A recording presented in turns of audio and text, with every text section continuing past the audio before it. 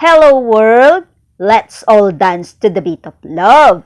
As for the first time, Hugh Jackman and Sutton Foster are turning up the heat, as it's all over social media news that for the first time since the relationship got into public, they have seen sharing passionate kisses. The couple were spotted out and about in San Fernando, California, were photographed in a car while in drive-thru line at a local In-N-Out. They waited for their meal. Jackman and Foster seemingly couldn't keep their hands off each other. The pair shared kisses as they sat in the front seat of the vehicle.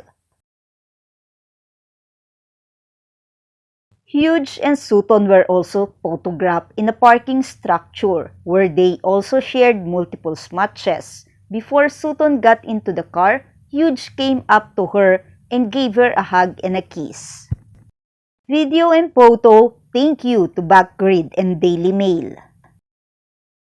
Lovely day to all! Always like, comment, share, and subscribe on my channel. Thank you!